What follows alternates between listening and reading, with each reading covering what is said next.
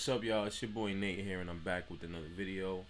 And today we're gonna be taking a look at this Kanye West interview. It's really controversial. Kanye is being interviewed by Piers Morgan. Piers Morgan's gonna be asking questions, but I'm telling y'all, like this interview is crazy. It's just a lot of like controversial stuff that Kanye talks about, and I just wanted to share this with y'all because y'all gotta see this, man. I feel like this is a historical interview. It's very funny, entertaining, and cringy, if you want to call it. Just a lot of different things going on in this interview. So I didn't want y'all to miss it, so I'm sharing it with y'all. Y'all gonna be watching it with me. And yeah, like if you're into like these kind of videos, then let me know what you think down below. Make sure you tap that subscribe button. And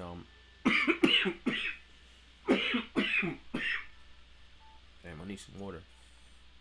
Hold on. Alright, y'all. So I know things are getting crazy. So like, yeah, I got some water now. I got some water and I'm just drinking right now. But wow, yeah. So let's get on with this video, man, and just just want to tell you guys to prepare yourself because it's gonna be a crazy. Well, the full video is an hour. I'm not sure if I can hold out, recording this for an hour, but let's see how long I can manage to record for and how much I could take. But yeah, let's get on with the video, man. Let's do it. Look at the Kanye face right here. Yeah, let's run it down. I don't have endless resources. I only have like maybe honestly only maybe $120 million in my account. But what I'm not gonna let happen is I'm not gonna let my kids take over Yeezy someday and have a boardroom telling them what to do and talking behind their back. I'm not gonna let that happen to my children. So I have to fight right now. And the other powerful icons in black music, when they were at the top of the game, they didn't fight at that point. They were too afraid of losing whatever they had. So by the time they wanted to make a difference, by the time Bill Cosby wanted to buy NBC, he didn't have the Cosby Show at that time to be able to stand up when they wanted to literally throw him in jail, where they actually did throw him in jail. So people have to understand just the bravery. There's so many people everywhere. I know everyone can relate to being afraid to say what you're gonna feel because you feel like you're gonna lose something. So whether you agree with me or not, I believe people are going to feel the fact that someone is brave enough to say something. Every day I do 5 things that people have been historically killed for. Every day. And it's just, I want to prove, first of all, I am Jew also. The 12 lost tribes of Hebrew. Do the math. Do your research on it. We have got our culture ripped from us and then told we were just simply void of color, which is another definition for black. But if we knew we were a culture and knew we were a people the way the Jewish people know, then we wouldn't abort ourselves. We wouldn't shoot each other dead in the streets and then rap about it. We wouldn't brag about having sex with each other's wives. We would keep our families together and we would do business together. The most dangerous place for a black person in America is actually in our mother's stomachs, because 50% of black deaths a year in America is abortion currently. I mean, I can keep going, but I want to make it, hey, boom, ask me questions, let's go. I don't want to jump in too much, because here's what I honestly think. I think you have an extraordinary mind. All right, y'all, hold up. So, my man Ye is literally spitting the facts, throwing the numbers on the board statistically for the world to hear it, how it is, he brings up how being in the womb is like the most dangerous thing. He talks about how like Jews are like they're more in unity than our people, and our people are just like spread out across the board, So he's really talking about some serious points here, like he's literally saying it as it is, He talks about how like the media and the way how like media is now, how everything is like censored or controlled. So this video, that interview here, it's uncensored, so he's gonna just speak his mind, But like, yo, I totally agree on like the points that he's bringing up, and I support that. I support his viewpoints. I feel like it's my opinion anyway, but I feel like he's I feel like he's going through it as a black man, and he's just speaking his piece. I feel like he should have the right to say his piece as a black man. Trying to work up through corporate America or whatever, or work up through America in general. So, yeah, let's get on with the video, because this is just the beginning. This is nothing. This is just a start. You have a number of extraordinary talents. You're a musical genius. You're a fascinating public figure. What has been interesting to me is to watch the furore which has erupted in the last few weeks over a series of statements that you've made, which have caused, as you know, a lot of offence. And I guess before I get into them, I'm just curious as to whether you think there is a line for free speech. I completely agree with you that there is a war against free speech, that people are treading on eggshells all the time, terrified of expressing honestly held opinions in case they get cancelled. I think we're living in a really insidious era where liberals are behaving like fascists. So on that, you have absolutely my agreement. But my question for you is, do you believe there are limits to free speech? And if they are, what are they?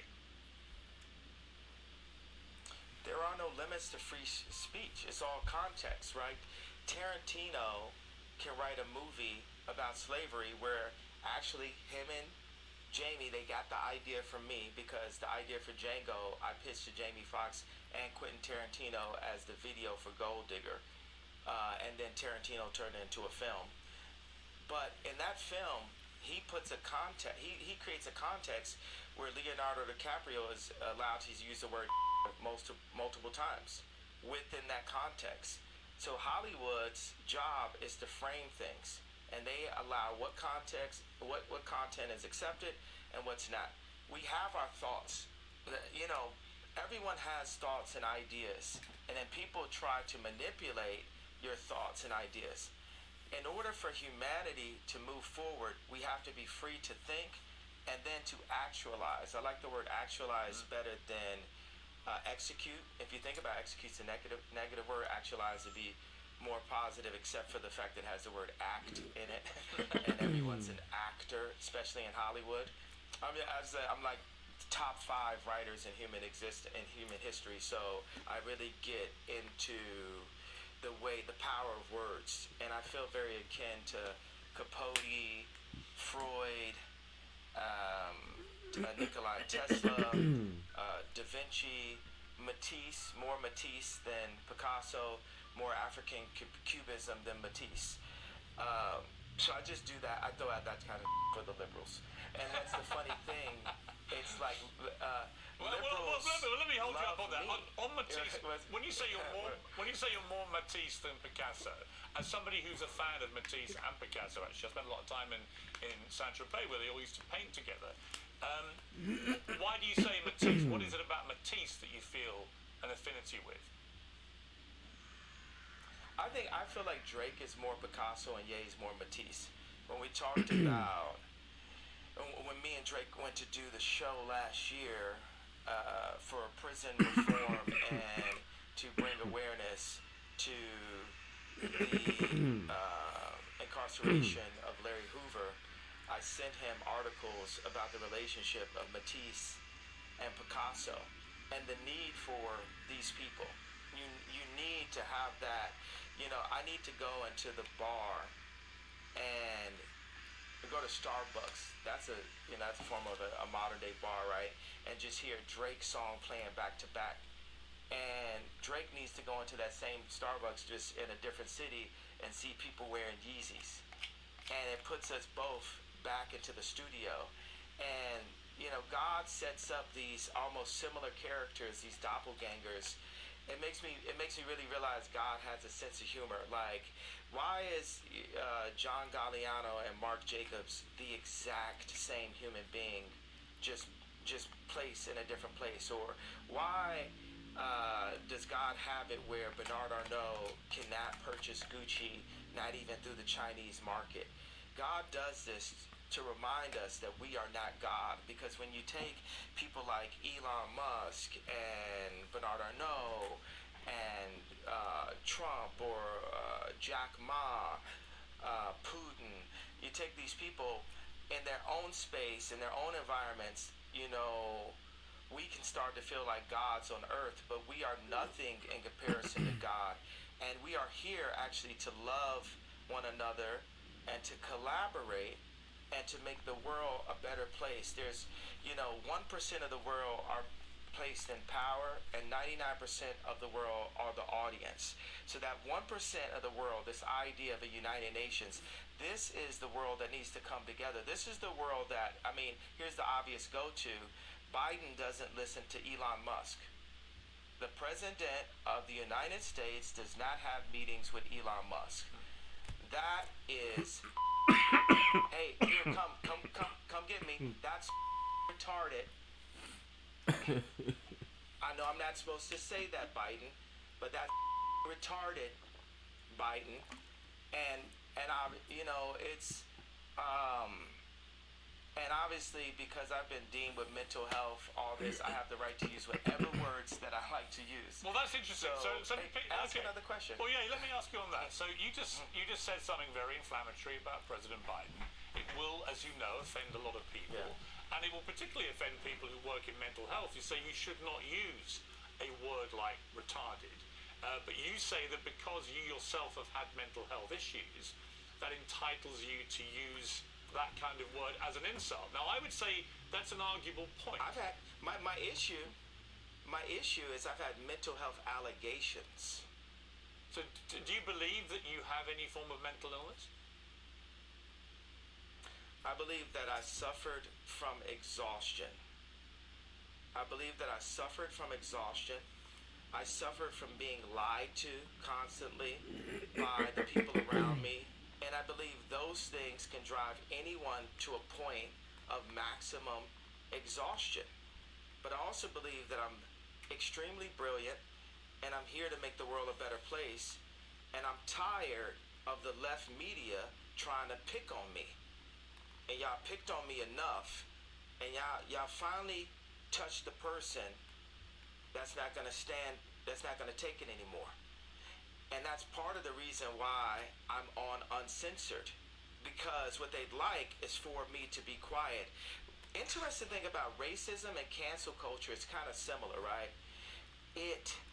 Racism works on itself. I can go into the Gucci store at age 18 and I just assume that people think that I'm about to steal, so I buy more things. With cancel culture, when I brought Marilyn Manson on stage with me when he was dealing with allegations, my stepbrother Marilyn was canceling himself. So many people comment on my White Lives Matter t-shirt. There's people who are saying right there in Fashion Week, when are you going home? I'm so afraid. People thought I was going to cancel myself. I'm not going to cancel myself. I'm going to keep on delivering what I feel, because guess what? It's very split opinions, by the way. If I talk to a black person that makes under $1 million a year, they really relate to the George Floyd comments and feel hurt that I would even bring it up and question the approach. They have multiple documentaries on the death of JFK, but we're just supposed to believe this one media outlet version that preyed on our trauma and our pain. And then if I talk to rich black people or white people, Jew or Catholic or atheist, they're really into the Jewish media comment because it affects their business interests. Okay, well, look, and it was really interesting. Let me just pick you up on the two things you mentioned. The first one is what you said about George Floyd. And the reality of that, it's not a media interpretation of how he died, because the Hennepin County Chief Medical Examiner concluded that Floyd died from cardiopulmonary arrest. His heart stopped, complicated by the way the police restrained him and compressed his neck. Now, he also said there were other contributing conditions. Well, hang on, let me finish. There were other contributing conditions, narrowed arteries, high blood pressure, and fentanyl intoxication. But although these were significant conditions, he said, and things that played a role in the death, they didn't directly cause the death. The cause of death was what that policeman did with his knee to George Floyd. Well, why would a coroner lie? Alright, y'all, things are heating up here. It's getting real crazy, man. So they having like a argument discussion right now about like George Floyd. I'm gonna end this video now.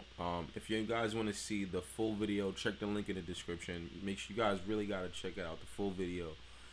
This interview is really historical. You know, historical. This is just the beginning segment of it. I don't want to keep you guys here forever. So yeah, just check the link out.